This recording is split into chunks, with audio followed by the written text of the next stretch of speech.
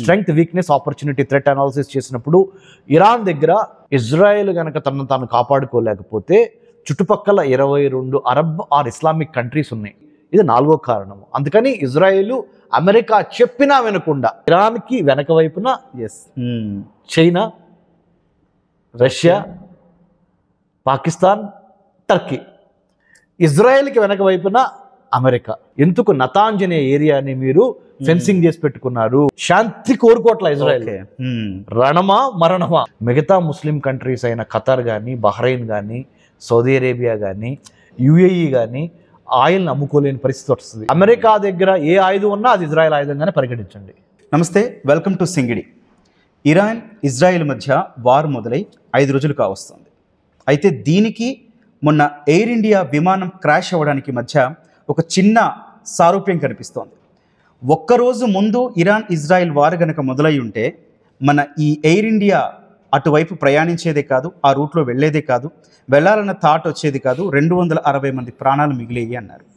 అంటే ఎక్కడ Iran Israel యుద్ధం, ఎక్కడ అహ్మదాబాదు, ఎక్కడ ఎయిర్ ఇండియా క్రాష్. అట్లాగే ఈ యుద్ధంతో భారతదేశానికి సంబంధించిన ఎన్నో అంశాలు ముడిపడి ఉన్నాయి. సెంటర్ ఫర్ హ్యూమన్ సెక్యూరిటీ స్టడీకి సంబంధించిన డైరెక్టర్ రమేష్ కన్నెగంటి గారు ప్రస్తుతం అంతా ఉన్నారు. దాదాపు 15,000 మంది స్టూడెంట్స్ని తీర్చిదిద్దడమే కాదు, అజిత్ డోభాల్కి సంబంధించిన ఎవరైతే ఎన్ఎస్ఏ ఉన్నారో ఆయన పర్యవేక్షణలో భద్రతకి సంబంధించిన మొత్తం యూజీసీ సిలబస్ రాయమని వాళ్ళు స్వయంగా పెంచినటువంటి వ్యక్తి రమేష్ గారు ప్రస్తుతం మనతో పాటు ఉన్నారు. ఎన్నో అవార్డీ విన్నర్స్ ఆయన పిహెచ్డీలు కావచ్చు, ఆయన రీసెర్చ్ గారని చెప్పాలంటే టైం కూడా సరిపోదు. అయితే ప్రస్తుతం ఈ అంశం గురించి, దీనికి భారతదేశానికి ఉన్న సంబంధాల గురించి ప్రస్తుతం ఆయనతో మాట్లాడదాం. సార్ రమేష్ సార్, ముందుగా నమస్తే సార్. థ్యాంక్ యూ మా సింగిడి ఛానల్కి మీరు ఇంత బిజీ షెడ్యూల్లో కూడా టైం ఇవ్వడం. సార్ మనం ప్రేక్షకుడికి చాలా ఇన్ఫర్మేషన్ ఇద్దాం సార్, ఎక్కువ డెప్త్ కాకుండా, అర్థం కాని విషయాలు కాకుండా జస్ట్ మీరన్న పాయింట్స్ ఇద్దాము. సార్ అసలు ఫస్ట్ ఈ ఇజ్రాయెల్ కావచ్చు, ఇరాన్ కావచ్చు, యుద్ధం ఎందుకు మొదలైంది సార్? ఎందుకంటే ఒకప్పుడు ఫ్రెండ్స్గా ఉన్న దేశాలు ఇప్పుడు ఎందుకు యుద్ధం చేసి క్షిపణులు వర్షం కురిపించుకునే పరిస్థితికి వచ్చాయి? 1948 మే 14న ఇజ్రాయెల్ బ్రిటిష్ వాళ్ళ నుంచి స్వతంత్రం పొంది తన స్వతంత్ర దేశంగా ప్రకటించుకున్న తర్వాత మరి ఇజ్రాయెల్ మీద చుట్టుపక్కల ఉన్న అరబ్ కంట్రీస్ ఒకేసారి ముప్పెట దాడి చేసినాయి.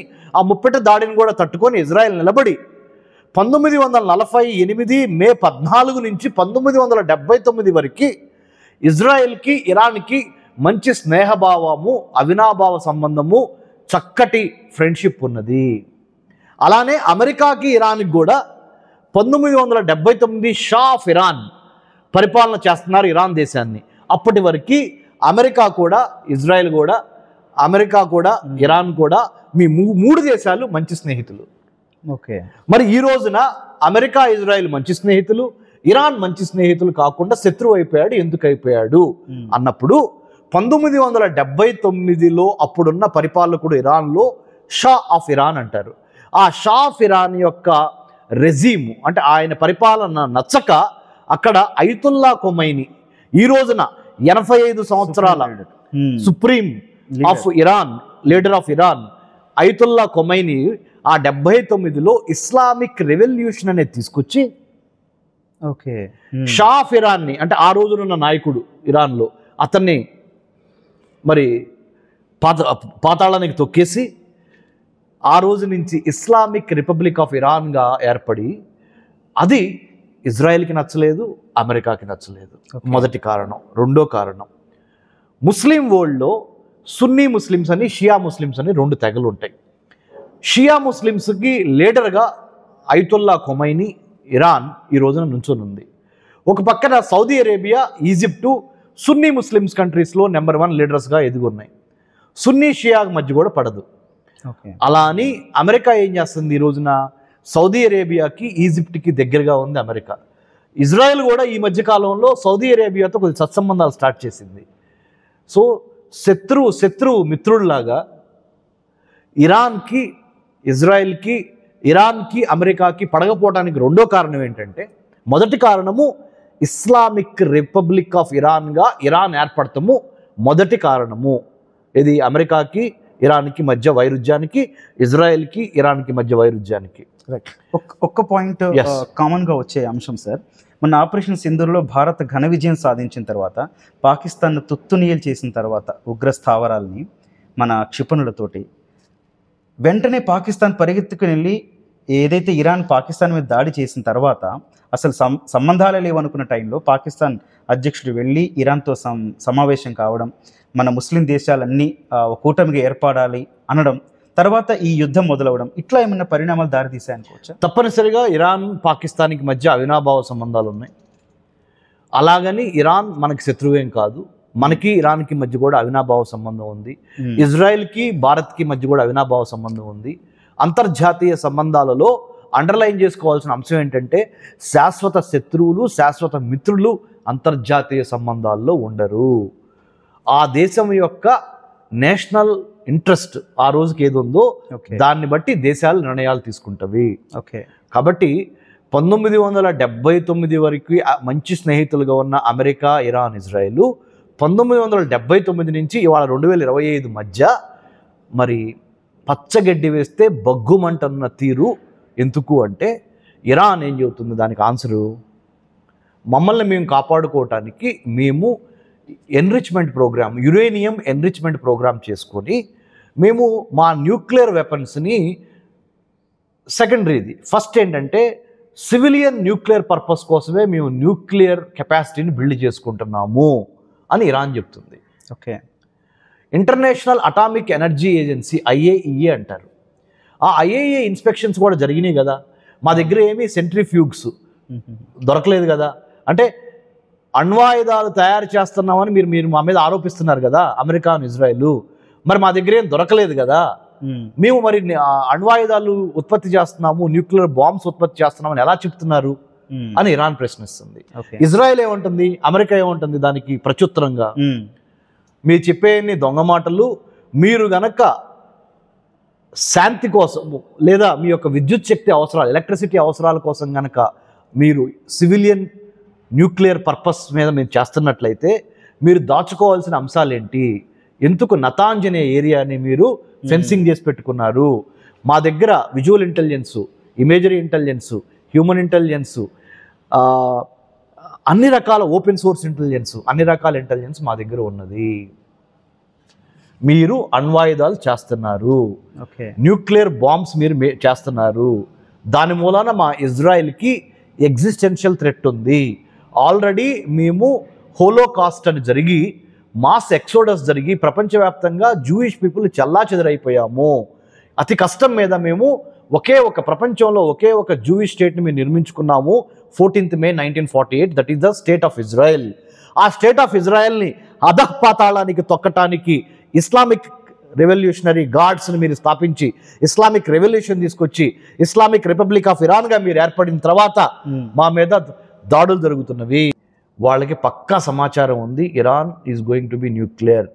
అమెరికా ప్రెసిడెంట్గా ప్రమాణ స్వీకారం చేసిన డొనాల్డ్ ట్రంప్ జనవరి 20, 2025లో ప్రమాణ స్వీకారం చేసిన డొనాల్డ్ ట్రంప్ రిపబ్లికన్ పార్టీ నుంచి ఆయన కూడా ఏమని చెప్పారంటే ఏప్రిల్ నెలలో చెప్పారు, మేము మీకు 60 రోజులు టైం ఇస్తున్నాము, ఇరాన్కి వచ్చి మీ యొక్క న్యూక్లియర్ ప్రోగ్రామ్ని ఆపేసి సంతకం పెట్టండి, డీన్యూక్లియరైజ్ చేయండి, డీన్యూక్లియరైజ్ చేసి శాంతిని నెలకొల్పండి, లేదా తప్పనిసరిగా మీరు పరిణామాలు ఎదుర్కొంటారు.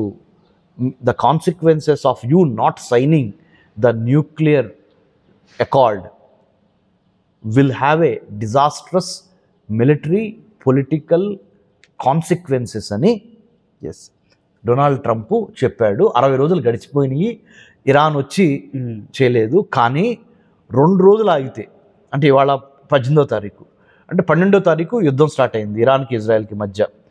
2 రోజులు ఆగితే అంటే 12, 13, 14వ తారీఖున అమెరికా, ఇరాన్ కూర్చొని మాట్లాడుకోవాల్సిన సందర్భం 15వ తారీఖు. సరే, 15కి ముందలే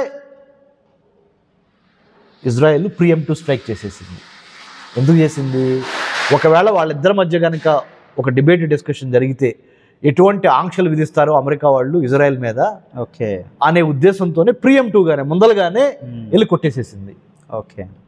కొట్టేసి న్యూక్లియర్ సైంటిస్టులని, మీరు ప్రశ్న అడితే న్యూక్లియర్ సైంటిస్టులతో పాటు కొంతమంది టాప్ మిలిటరీ జనరల్స్ని కూడా Yes, sir. లేపేసింది. అంతకు ముందల కూడా ఒక 6 months క్రితము ఇస్మాయిల్ హనియా అని హమాస్ లీడరు ఒక అవార్డు అందుకోవటానికి ఇరాన్ వచ్చినప్పుడు అక్కడ కూడా మొసాద్ ఇంటెలిజెన్స్ ఏజెన్సీ పనిచేసి వెళ్ళి అతన్ని కూడా లేపేసింది, అంటే అతన్ని కూడా చంపేసింది. సో ఇది గౌతమ్ గారు. సార్, ఈ అణు న్యూక్లియర్ అంశం రెండో కారణం అంటున్నారు. ఇంకా మిగిలిన అంశాలు ఏం ప్రభావితం చేస్తాయి సార్? ఓకే, ఇరాన్కి ఇజ్రాయెల్కి మధ్య గొడవకి కారణం ఏంటి అన్నదానికి మొట్టమొదటిది ఇస్లామిక్ రిపబ్లిక్ ఆఫ్ ఇరాన్ ఏర్పడిన తర్వాత ఇస్లామిక్ రెవల్యూషనరీ గార్డ్స్ ఇరాన్లో మరి బలోపేతం అయిన తర్వాత అది ఇజ్రాయెల్కి నచ్చలేదు. నెంబర్ 1 కారణము.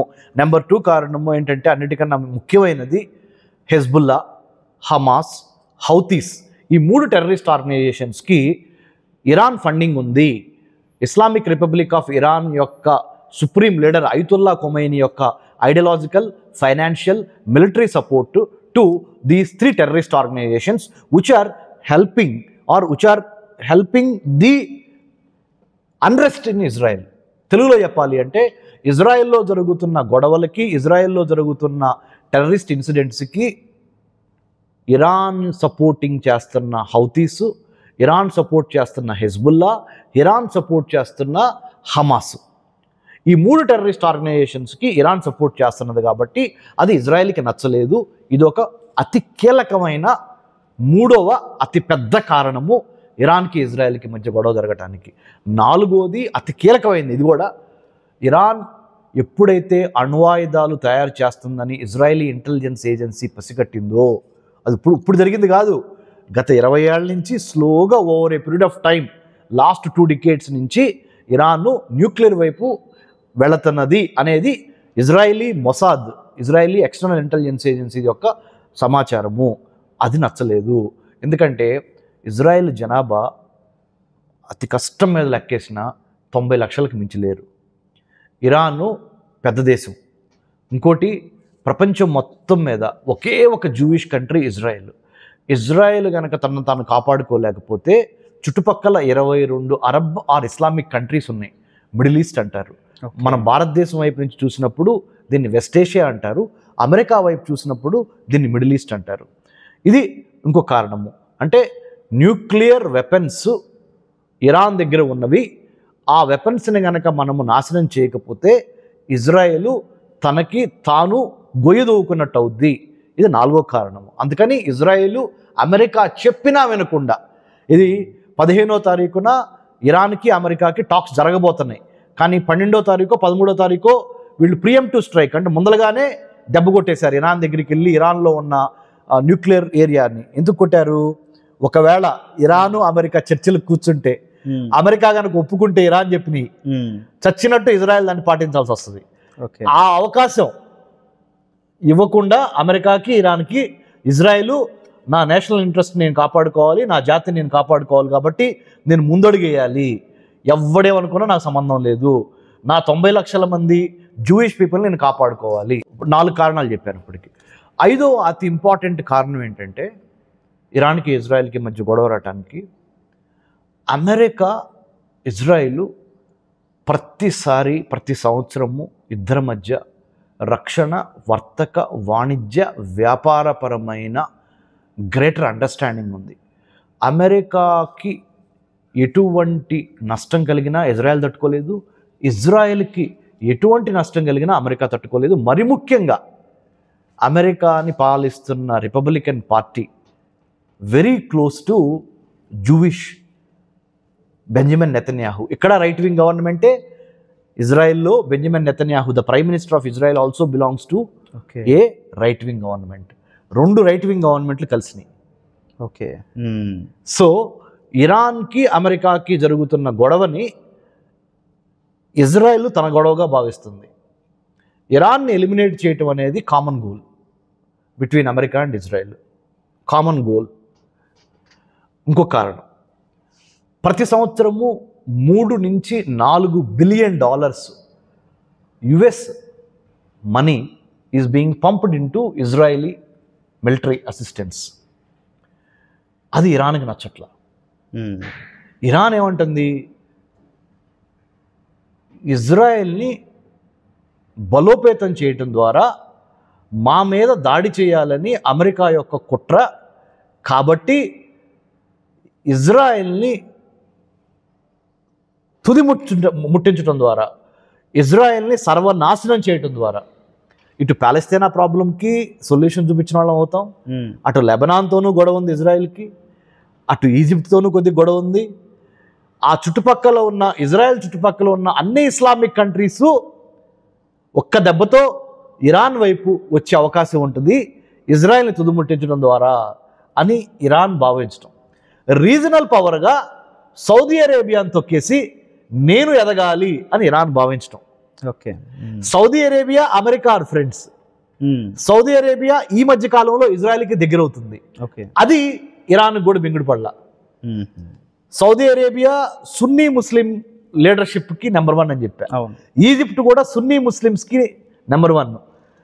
కాబట్టి అంటే కొన్నేమో అంతర్గత కలహాలు within the Islamic world, Sunni versus Shia. Okay, Shia domination చూపించుకోవాలంటే Iran Shia country Iran domination చూపించుకోవాలి. ఎవరికి వ్యతిరేకంగా? Not only America, not only Israel, but also within the same Islamic కమ్యూనిటీకి చెందిన ఈజిప్టు, సౌదీ అరేబియాని కూడా చెప్పాలి. ఏమని? నేను ఇక్కడ కింగ్ని, నేను ఇక్కడ తురుంకాన్ని. ఒక్క ఇజ్రాయెల్ కొడితే 4 ప్రాబ్లమ్స్ సెటిల్ అవుతాయి. ఇది అతి కీలకమైన 5వ అంశం. 6వ కారణము, ఫైనల్ కారణం ఏంటంటే పాకిస్తాన్ని, చైనాని, రష్యాని, టర్కీని, ఈ 4టిని కొట్టాలి అంటే ఇజ్రాయిల్ ఇరాన్ని తుదిముట్టించాలి. అలాగే ఇజ్రాయెల్ని కొడటం ద్వారా ఇరాన్ అడ్డం పెట్టుకొని ఈ 4 దేశాలు అమెరికా మీద ఆధిపత్యం సంపాదించాలని. ఓకే, అంటే హైడ్ అండ్ సీక్. ఇరాన్కి వెనక వైపున చైనా, రష్యా, పాకిస్తాన్, టర్కీ. ఇజ్రాయెల్కి వెనక వైపున అమెరికా. అమెరికా గెలవాలి అంటే ఇరాన్ ఫ్రెండ్స్ ఓడాలి. ఇరాన్, చైనా, పాకిస్తాన్, టర్కీ, ఇవన్నీ రష్యా, ఇవి ఓడాలి. అలాగా సో ఇటు ఇరాన్కి ఇటు ఇజ్రాయెల్కి మధ్య జరుగుతున్న కాన్ఫ్లిక్ట్ తెర మీద అయితే తెర వెనక పాత్రదారులు, సూత్రధారులు ఇన్ని దేశాలు ఉన్నాయి. యూరోపియన్ యూనియన్ ఉంది ఇంకో పక్కన, 26-27 కంట్రీస్ కలిపిన సమాఖ్య. ఆ యూరోపియన్ యూనియన్ చూస్తున్నది ఇజ్రాయెల్ని కొట్టాలి, కొడితే అమెరికా కూడా డౌన్ అవుద్ది, అప్పుడు యూరోపియన్ యూనియన్ మాట నెగ్గుద్ది.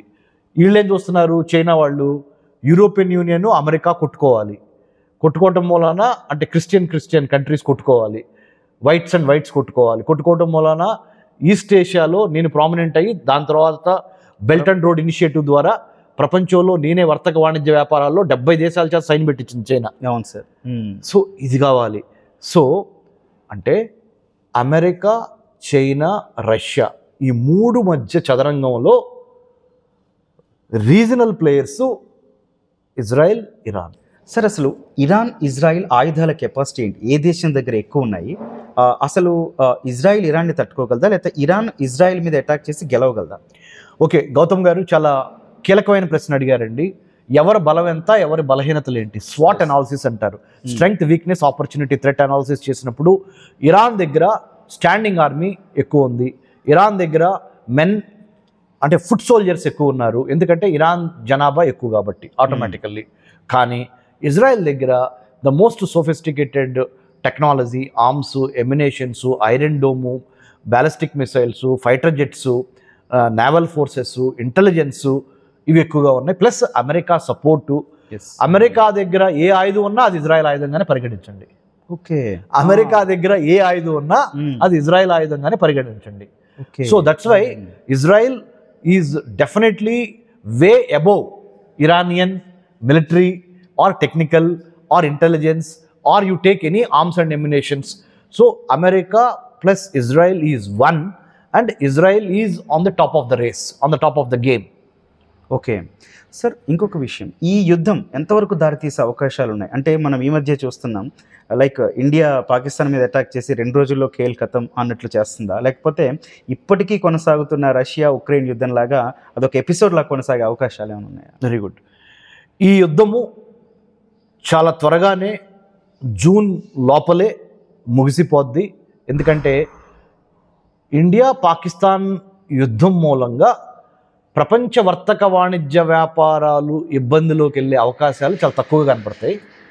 ఇజ్రాయెల్ ఇరాన్ యుద్ధం మూలాన మ్యారిటైమ్ ట్రేడ్ ముఖ్యంగా, అంటే global 70% of the trade is on maritime. సముద్రము, shipping sea lanes of communication, imports and exports by using sea or by using water అనే దాని మీద 70%, 100%లో 70% ప్రపంచ వరల్డ్ ట్రేడ్లో మ్యారిటైమ్ ఉంటుంది, ఎక్కువ కోస్టల్ ఉంటుంది, షిప్పింగ్ ఎక్కువ ఉంటుంది. Gulf of Aden, Bab el Mandeb అంటారు. గల్ఫ్ ఆఫ్ ఏడెన్ ద్వారా ఇటు ఎర్ర సముద్రం ద్వారా కిందకు వస్తాయి షిప్పులు. ఇక్కడ స్ట్రైట్ ఆఫ్ హర్మూజ్ అంటారు, అంటే గల్ఫ్ కోఆపరేషన్ కౌన్సిల్ కంట్రీస్ నుంచి క్రూడ్ ఆయిల్, చాలా కీలకమైన న్యాచురల్ గ్యాస్ జలసంధి. ఈ రెండు చోక్ పాయింట్స్ అండి. ఒకటి స్ట్రైట్ ఆఫ్ హర్మూజ్, రెండోది బాబ్ ఎల్ మందేబ్. ఈ బాబ్ ఎల్ మందేబ్కి దగ్గరగా జిబూతి అని ఒక మిలిటరీ కంట్రీ ఉంది. అంటే ప్రపంచ దేశాలకు సంబంధించిన అన్ని మిలిటరీ అవుట్పోస్ట్లు, America, France, China, Russia, Japan, you name all the important countries, they have their military outpost in Djibouti. ఆ జిబూతి పక్కనే ఉంది మనకి Bab el Mandeb, Gulf of Aden. Okay, అది ఏమాత్రం దెబ్బతిన్నా అక్కడ ఇరాన్ ఇజ్రాయెల్ యుద్ధం మూలాన మొత్తానికి తేడా వస్తుంది. తర్వాత చాలా shipping lanes, crude oil, natural gas, petroleum Suez canal ద్వారా ఎర్ర సముద్రంలోకి, ఎర్ర సముద్రంలో నుంచి అరేబియాలోకి, అరేబియా నుంచి హిందూ మహాసముద్రంలోకి, హిందూ మహాసముద్రం నుంచి పసిఫిక్ మహాసముద్రంలో ఉన్న జపాన్, చైనా, సౌత్ కొరియా ఈ దేశాలకు వెళ్ళే ఈ natural gas, petroleum, crude oil ఉత్పత్తులు ఆగిపోయే అవకాశం ఉంది. Okay, straight of Hormuz Gulf cooperation council countries అయిన యుఏఈ, మీరు బహ్రెయిన్, ఇరాన్, ఈ సౌదీ అరేబియా, ఖతర్, ఈ దేశాల నుంచి ఆ జలసంధి స్ట్రైట్ ఆఫ్ హర్మూజ్ అంటారు. ఓకే, అట్నుంచి రావాలంటే అది ఇరాన్కి చాలా దగ్గరలో ఉంటుంది. ఇరాన్ కనుక యుద్ధంలో తలమునకలైపోయి ఇజ్రాయెల్ కనుక ఇరానియన్ పోర్ట్స్ని కొట్టింది అనుకోండి, ఈ స్ట్రైట్ ఆఫ్ హర్మూజ్ దెబ్బతింటుంది. స్ట్రైట్ ఆఫ్ హర్మూజ్ దెబ్బతింది అనుకోండి, 15 to 20% of the global oil, natural petroleum gas ఇటు దెబ్బతింటాయి. సో ఇక్కడ చాలా కీలకమైన strait of Hormuz, Bab el Mandeb or Gulf of Aden, ఈ రెండు కీలకమైన చోక్ పాయింట్స్ అంటారు. ఇక్కడ గనక రెగ్యులర్ యాక్టివిటీస్, షిప్పింగ్ యాక్టివిటీస్ దెబ్బ తగిలితే ప్రపంచ వర్తక వాణిజ్య వ్యాపారాలు స్మాష్. ఇక్కడ ఇజ్రాయెల్ దాన్ని కొట్టాలనుకుంటుందా? ఒకవేళ ఇజ్రాయెల్ దాన్ని కొట్టాలి అని చెప్పి ఇటు ఇరాన్ కూడా అనుకుంటుందా? ఇరాన్ ఆ స్టేజ్లో లేదు, కానీ Israel what ever it takes అనే స్టేజ్లో ఉంది. అంటే ఏదైతే అది రణమా లేకపోతే మరణమా ఓకే అనేది శాంతి కోరుకోవట్ల ఇజ్రాయెల్. రణమా మరణమా? ఓకే, అంటే ఇరాన్ని తుడిచిపెట్టకపోతే ఈ దెబ్బతో ఇజ్రాయెల్ తమ ఆత్మహత్యా సదృశ్యం అంటారు కదా, ఓకే, ఆ స్టేజ్లో ఉంది. అలాంటి మైండ్ సెట్లో ఇజ్రాయెల్ ఉంది. సార్, ఇప్పుడు మీరు చెప్తున్న పాయింట్ ప్రకారమే చూస్తే నేను గెలవాలా లేకపోతే అవతల ఓడగొట్టాలా అనే కాన్సెప్ట్లో ఉన్న ఇజ్రాయెల్ చాలా కీలకమైన, ఇరాన్కి కీలకమైన బందర్ అబ్బాస్ పోర్ట్ మీద అటాక్ చేసే అవకాశాలు ఉన్నాయా?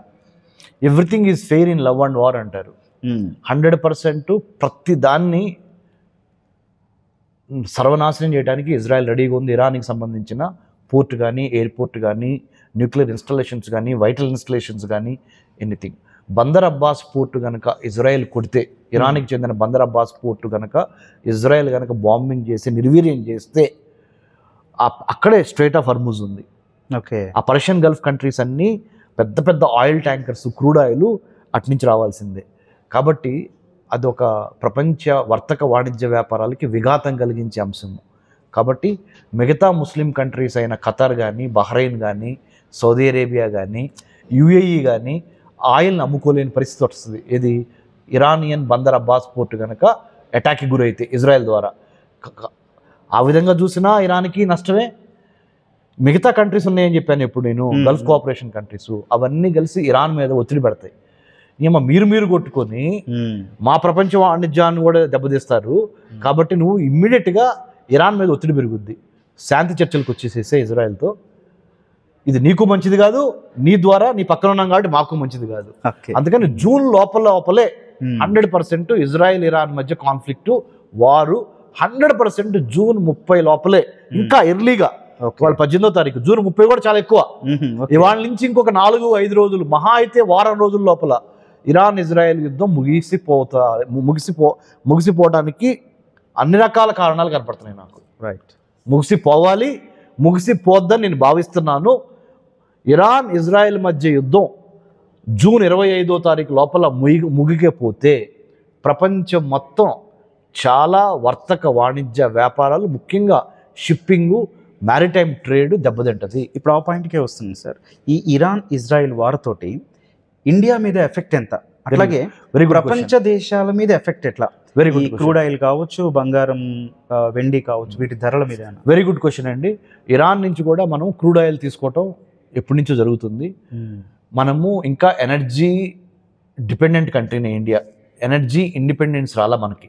ఓకే, అంటే ఎనర్జీ అంటే ఇక్కడ crude oil, petroleum, natural gas, diesel అనండి, ఇంకా వేరే తదితరమైన ఏవైనానండి, మనము ఇరాన్ నుంచి తీసుకున్న మాట వాస్తవము, ఇరాన్ మీద ఆధారపడ్డ మాట వాస్తవము. మొన్నటి వరకు రష్యా నుంచి కూడా తీసుకున్నాం, మనం తెలిసే ఉంటుంది. సో తప్పనిసరిగా భారతదేశం మీద చాలా నెగిటివ్గా ఎఫెక్ట్ పడే అవకాశం ఉంది. ఆయిల్ రేట్లు పెరగచ్చు, గోల్డ్ రేట్లు పెరగచ్చు, సిల్వర్ రేట్లు పెరగచ్చు, నిత్యావసర వస్తువుల ధరలు కూడా పెరగచ్చు. యుద్ధము ఎవరికీ మంచిది కాదండి. ఓకే, భారతదేశం దానికి మినహాయింపు కాదు. కాబట్టి భారతదేశము తన యొక్క డిప్లొమాటిక్, దౌత్యపరమైన, రాజకీయపరమైన పవర్ను ఉపయోగించి మోడీ గారు నాయకత్వంలో ఇరాన్ని, ఇజ్రాయెల్ని అవసరమైతే ఒక చోట కూర్చోబెట్టి పెద్దన్నలాగా పంచాయతీ చేసి ఇద్దరి మధ్య గొడవ తగ్గించి ప్రపంచ శాంతికి భారతదేశం దీన్ని ఒక గొప్ప అవకాశంగా వాడుకోవాలి. ఇరాన్ ఇజ్రాయెల్ మధ్య యుద్ధము మంచిది కాదు, ఎందుకంటే భారతదేశానికి ఇరాను మంచి ఫ్రెండే, అంతకన్నా మంచి ఫ్రెండ్ ఇజ్రాయెల్ ఇప్పుడు ఇది రీసెంట్గా చూస్తే. కాబట్టి వాళ్ళిద్దరిని ఒక చోట కూర్చోబెట్టి వాళ్ళిద్దరిని గొడవ ఆపటం అనేది భారతదేశానికి మంచిది, ప్రపంచానికి మంచిది. ఓకే సార్, చాలా ముఖ్యమైన ప్రశ్న. ఆపరేషన్ సింధూర్కు సంబంధించి భారత్ మీద అమెరికా ఒత్తిడి తెచ్చింది. భారత్ వెంటనే యుద్ధాన్ని ఆపేసింది, లేకపోతే 24 గంటల్లో పీవైకొని స్వాధీనం చేసుకుంటున్న వార్తల మధ్య భారత్ పాకిస్తాన్ మీద యుద్ధమే ఆపేసింది. కానీ ఇక్కడ ఇజ్రాయెల్ అమెరికా మీద ఒక రకంగా ఆధారపడ్డది. అమెరికా బ్రదర్ కంట్రీ, సారూప్యత కలిగిన కంట్రీ. కానీ ఇజ్రాయెల్ అమెరికా మాట అసలు వినకుండా చర్చలు జరుగుతున్నాయని ఒక డేట్ అనౌన్స్ అయిన తర్వాత కూడా అసలు వాటన్నిటిని పక్కన పెట్టి రాత్రికి రాత్రి ఇరాన్ మీద తమకున్న దాడి, ఏమంటారు, బాలిస్టిక్ క్షిపణులతో దాడే మొదలు పెట్టేసింది. అసలు దీన్ని ఎట్లా చూడాలి సార్? భారత్ ఎందుకు తలొగ్గింది? అంత క్లోజ్ అయిన ఇజ్రాయెల్ అసలు అమెరికా మాట వినకపోవడాన్ని ఎట్లా చూడాలంటే? వెరీ గుడ్ క్వశ్చన్ అండి, వెరీ గుడ్ క్వశ్చన్. అమెరికాలో అమెరికాలో ఉన్న 50 సంయుక్త రాష్ట్రాల్లో 9 రాష్ట్రాల్లో Jewish population phenomenally influential in American politics, American governance, American economy, American trade, technology, you name anything. Jewish people are very powerful in the United States of America. అంటే వాళ్ళ యొక్క lobby power కానీ, వాళ్ళ యొక్క మనీ పవర్ కానీ, వాళ్ళ యొక్క mind power కానీ, అంటే అమెరికాలో ఉన్న 32 కోట్ల జనాభాలో జూయిష్ పీపుల్ సంఖ్య అతి తక్కువ ఉంటుంది, కానీ అతి కీలకమైన పొజిషన్స్లో వాళ్ళు ఉన్నారు. కాబట్టి ఈ ఇజ్రాయెల్ గవర్నమెంట్, బెంజమిన్ నెతన్యాహు ఎటువంటి చర్య తీసుకున్నా అతని చర్యను సమర్థించే అంత గొప్ప జూయిష్ పీపుల్ అమెరికాలో ఉండటం వలన బెంజమిన్ నెతన్యాహు అమెరికా చెప్పినా కానీ అనకుండా 2 రోజుల ముందలుగానే ఇరాన్ని కొట్టేశాడు. Okay, so the role of the Jewish lobby in the US Congress is so phenomenally and also so powerfully designed over a period of time. They don't need to listen to the American administration. ఎందుకంటే చాలామంది American కాంగ్రెస్ని influence చేయగలిగిన సత్తా Jewish lobby, అంటే Israeli Jewish లాబీకి అమెరికాలో ఉంది. అదొక కారణం. ఇండియా ఎందుకు మనము ఏమన్నా ఒత్తిడికి తలొగ్గామా అంటే, మనం ఎందుకంటే పిచ్చోడి చేతిలో రాయి ఉన్నది కాబట్టి. అంటే Pakistan also a nuclear country. అవును, సో పాకిస్తాన్లో సివిలియన్ గవర్నమెంట్ ఫెయిల్ అయిపోయింది. Either army led government or ముల్లా అంటే మత ఛాందసవాదులు, ఓకే, ఈ రెండు ఉన్నారు. భారతదేశము మొన్న పూర్తిగా పాకిస్తాన్ని తుడిచిపెట్టకుండా ఒక స్లాప్, ఒక దెబ్బ కొట్టి ఎందుకు చెప్పింది అంటే ముఖ్యమైన కారణం ఏంటంటే ప్రపంచ దేశాల్లో భారతదేశము అతి గొప్ప స్థాయికి వెళ్తుంది. ఇప్పుడు ఒక చిన్న జలకిచ్చి ఓకే, పెహల్గామ్ టెర్రర్ అటాక్కి బదులుగా ఆపరేషన్ సింధూర్ చేసి మనము చిన్న జలకిచ్చి ఇంపార్టెంట్ వైటల్ ఇన్స్టలేషన్స్ని కొట్టి ఒక గుణపాఠం చెప్పింది. ఎవరి ఒత్తిడి ఇండియా మీద లేదు. ఇండియా తనకు తానుగా స్వయంగా నిర్ణయం తీసుకొని ఓకే, ఆపింది. నెక్స్ట్ కానీ ఇక్కడ అంతర్లీనంగా కాకుండా బాహ్యంగానే ఓపెన్గానే ప్రధానమంత్రి మోడీ గారు ఒక మాట చెప్పారు. నెక్స్ట్ ఎప్పుడు Pakistani led terror attack India మీద జరిగినా అది మేము టెర్రర్ అటాక్గా భావించము. పాకిస్తాను దేశం, పాకిస్తానీ రాజ్యం, పాకిస్తానీ స్టేటు అఫీషియల్గా మా మీద చేసిన అటాక్గా భావించి మిమ్మల్ని తుదుముట్టిస్తాము అని ప్రధానమంత్రి మోడీ గారు ఇప్పుడు వరకు క్రాస్ బోర్డర్ టెర్రరిజం అని మాకేం సంబంధం, టెర్రరిస్టులు వచ్చి కొడుతుంటే వాళ్ళు మా వాళ్ళు కాదని చేతులు దులిపేసుకుంది పాకిస్తాన్. ఈసారి అవకాశం ఇవ్వాల ప్రధానమంత్రి మోడీ గారు. ఎటువంటి టెర్రర్ ఆర్గనైజేషను పాకిస్తాన్కి సంబంధించింది భారతదేశం మీద కొట్టినా, భారతదేశం మీద దాడి చేసినా we will construe it as an act of terror by the Pakistani state itself and will make sure that you pay heavy price. This is what our Honorable Prime Minister Modi sir has opined. Sir, ఒక 15,000 మంది స్టూడెంట్స్కి అంతర్జాతీయ అంశాల మీద training ఇచ్చిన ఒక డైరెక్టర్గా, ఒక కోచ్గా, ఒక టీచర్గా చెప్పండి సార్ ఈ ప్రశ్నకు సమాధానం. ఈ మధ్య కాంపిటేటివ్ ఎగ్జామ్స్లో అడిగారు. ప్రపంచ దేశాలన్నీ కూడా ఆయుధాలు సమకూర్చుకోవడం కావచ్చు, లేకపోతే అధునాతన డ్రోన్లు కావచ్చు, యుద్ధ విమానాలు సమకూర్చుకుంటున్నాయి. కానీ ఇక్కడ ఇరాను అణుబాంబు తయారు చేస్తున్నా, లేకపోతే ఆల్రెడీ వార్ హెడ్లు ఉన్న ఇజ్రాయెల్ కావచ్చు, అట్లాంటి కొన్ని ఎక్కువ సంఖ్యలో ఉన్న అమెరికా కావచ్చు, మూడు కూడా అణుబాంబులకు సంబంధించిన అవన్నీ కూడా ఆ దేశాలే అయినప్పుడు సమకూర్చుకుంటే తప్పేంటి అనే క్వశ్చన్ సార్. ఒకటే అండి గౌతమ్ గారు, మీ దగ్గర అణ్వాయుధం ఉంది, నా దగ్గర అణ్వాయుధం ఉంది, సార్ దగ్గర అణ్వాయుధం ఉంది అనుకుందాం. మనం ఎటువంటి మైండ్ సెట్ కలిగిన వాళ్ళము అనేది చాలా మ్యాటర్ అవుద్ది. అంటే మైండ్ సెట్ అంటే ఓకే, మీరు ఆటోక్రటిక్గా రాజ్యం చేస్తున్నారా, ప్రజాస్వామ్యబద్ధంగా రాజ్యం చేస్తున్నారా, లేకపోతే మతాన్ని ఆధారంగా చేసుకుని రాజ్యం చేస్తున్నారా? ఓకే, అంటే that qualifies should we have a nuclear weapon or not. See, anyone can have a nuclear weapon. Having a nuclear weapon itself is wrong. But even then, if you have a nuclear weapon, what kind of mindset with which you operate that nuclear weapon is most important. Okay, మతపరంగా, మత ఛాందసంగా, ఫండమెంటల్గా ఆలోచించే వాళ్ళ దగ్గర nuclear weapon ఉంటే పిచ్చోడికి చేతిలో రాయిచ్చినట్టు అవుతుంది. ప్రజాస్వామ్యబద్ధంగా లౌకిక రాజ్యం, సెక్యులర్గా ఉన్న దేశం దగ్గర న్యూక్లియర్ వెపన్ ఉంటే వాళ్ళు ఆచితూచి ఆ న్యూక్లియర్ వెపన్ వాడటానికి మరి ఉపక్రమిస్తారు. ఓకే, లేదా ఆటోక్రటిక్ రాజ్యం ఉంది అంటే హిట్లర్ లాంటి వాడు, ముస్సోలిని లాంటి వాడు, వాళ్ళు వావి వరుసలుండు, మనాతన ఉండదు, ధర్మం అధర్మం ఉండదు, వాళ్ళు వాడతారు. ఓకే, సో ఈ మతపరంగా ఛాందసవాదుల దగ్గర ఉన్న న్యూక్లియర్ వెపను డేంజరే, ఆటోక్రాటిక్గా ఉన్న వాళ్ళ దగ్గర న్యూక్లియర్ వెపను డేంజరే. ప్రజాస్వామ్యబద్ధంగా సెక్యులర్గా ఉన్న కంట్రీ లైక్ ఇండియా, మన దగ్గర ఉన్న న్యూక్లియర్ వెపను మనము నో ఫస్ట్ యూజ్ పాలసీ అని కూడా పెట్టుకున్నాం. ఓకే, అంటే మొట్టమొదటిసారిగా మేము చేయము, ఆత్మరక్షణ కోసం మాత్రమే చేస్తాము, అంతేగాని సరదా కోసము, మా యొక్క ప్రతాపం చూపించుకోవడం కోసము, వేరే దేశాన్ని ఆక్రమించడం కోసము మేము న్యూక్లియర్ వెపన్ వాడడం అనేది మన సిద్ధాంతం. Right, that is the difference. Right, Pakistan దగ్గర ఉంది కదా సార్, అది అందుకని చెప్పా మత ఛాందస్వాదం అంటే అది పాకిస్తానే. రైట్, చెప్పిన కన్క్లూజన్ చెప్పిన. రైట్, మొత్తంగా ఒక్క యుద్ధం ప్రపంచ దేశాలన్నీ కూడా ఆసక్తిగా చూస్తున్నాయి. ఏదో వర్తక వాణిజ్యం కోసం మాత్రమే కాదు, ఆధిపత్యం కనిపిస్తోంది. ఓ పక్కన అమెరికా ఇజ్రాయెల్ని రక్షిస్తూ వస్తున్న ఇరాన్ మీద దాడి చేస్తాము, ఖమేనీని ప్రస్తుతం చంపము అని చెబుతున్నా కూడా అల్టిమేట్గా దాని ప్రయోజనాలు దానికి ఉన్నాయి. మరోపక్క పాకిస్తాన్ లాంటి చిన్న దేశాలు కూడా యుద్ధం జరగాలనే కోరుకుంటున్న పరిస్థితి. అటు రష్యా కావచ్చు, చైనా కావచ్చు, ఆఖరికి యూరోపియన్ యూనియన్ దేశాలు కూడా తమ ఆధిపత్యం కోసం ఈ యుద్ధం జరగాలని కోరుకుంటున్నాయి. కానీ మొత్తంగా చూస్తే మాత్రం ఈ మొత్తం విషయంలో ఇక్కడ ఇండియా ఇజ్రాయెల్కి సపోర్టింగ్గా ఉన్నా కూడా ఈ యుద్ధం గురించి ఎటువంటి వ్యాఖ్యలు చేయకపోవడము, అట్లాగే ప్రపంచ దేశాల శాంతిని కాంక్షిస్తూ విజయం సాధించిన ఆపరేషన్ సింధూర్లో కూడా కాస్త వెనక్కి తగ్గడం కూడా చూస్తే ఇండియాని ప్రపంచ దేశాలు అప్రిషియేట్ చేసే పరిస్థితే కనిపిస్తున్నాయి. కానీ ఈ ఇజ్రాయిల్ ఇరాన్ వార్ కనుక భవిష్యత్తులో కొనసాగితే ప్రపంచ దేశాలకి, భారత్కి కూడా అన్ని రకాలుగా ముప్పే అని చెప్పి రమేష్ గారు చెప్తూ ఉన్నారు. కానీ ఎట్టి పరిస్థితుల్లో ఈ యుద్ధం మరో వారం 10 రోజుల్లో ముగిసిపోయే అవకాశాలు ఎక్కువగా ఉన్నాయన్నారు.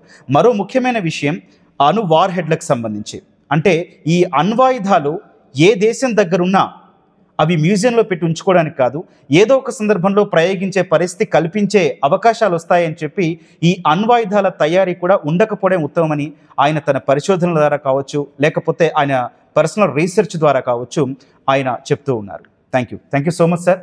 చాలా మంచి ఇన్ఫర్మేషన్ ఇచ్చారు. థ్యాంక్స్. జై హింద్. ఒక్క మీకు చెప్పదలుచుకున్నాను, భారతదేశ రక్షణ, భారతదేశ విదేశీ వ్యవహారాలు ఒక్క ఢిల్లీకే పరిమితం కాకూడదు, తప్పది. భారతదేశం చుట్టుపక్కల 15,000 కిలోమీటర్లు మనకి ల్యాండ్ బోర్డర్స్ ఉన్నాయి, 11,098 కిలోమీటర్ల కోస్టల్ బోర్డర్స్, 9 కోస్తా రాష్ట్రాలు భారతదేశంలో ఉన్నాయి. ఈ 26,000 కిలోమీటర్లను కాపాడుకునే గురుతర బాధ్యత ప్రతి పౌరుడిది అనే ఒక స్పృహ, సామాజిక స్పృహ మనకు ఉండాలి. అదే ఒక యజ్ఞంగా భావిస్తా మా సెంటర్ ఫర్ హ్యూమన్ సెక్యూరిటీ స్టడీస్ని గత 12 ఏళ్ళుగా హైదరాబాద్లో నడుపుతా ఢిల్లీ ఆధిపత్యం మీద ఇది ఒక రకంగా నేను ఒక వ్యక్తిగతంగా ఒక నిర్ణయం తీసుకొని ఢిల్లీకే పరిమితం కాకూడదు, north India, south India, east India, west India అన్ని 4 దిక్కుల నుంచి ఈ యొక్క దేశ రక్షణ, దేశ భద్రత అనేది అందరి బాధ్యత. ఒకప్పుడు భారతదేశాన్ని బ్రిటిష్ వాళ్ళు పరిపాలించారు. ఇప్పుడు చైనా, అమెరికా ఒత్తిడికి మనం తల వగ్గకుండా భారతదేశం సర్వసత్తాక సార్వభౌమ రాజ్యంగా విరాజిల్లాలి, ప్రపంచంలో తనదైన ఒక న్యాయకత్వ ధోరణిని అమలుపరుచుకోవాలి అంటే దేశ యువత చాలా కీలకం. ఆ యువతని దేశ రక్షణలో మమైకం చేసే ఒక యజ్ఞంలో భాగంగా కన్నెగంటి హనుమంతు మా ముత్తాత గారు బ్రిటిష్ వాళ్ళ కాల్పుల్లో స్వతంత్ర సమరయోద్యమంలో 1922 దుర్గి మండలం పల్నాడులో ప్రాణాలు అర్పించారు. ఆయన స్ఫూర్తిగా నేను వాళ్ళ ముదిమనవడిగా as a great grandson me doctor Ramesh Kanneganti started this Center for Human Security Studies 12 years back. We have 30 to 40 IAS, IPS officers part of this think tank. You please think about, when you think about national security, when you think about foreign policy, think about Center for Human Security Studies. Gautam gariki na manaspurtiga thanks chepta. Jai Hind, Dr. Ramesh Kanne. జై Hind. Thank you.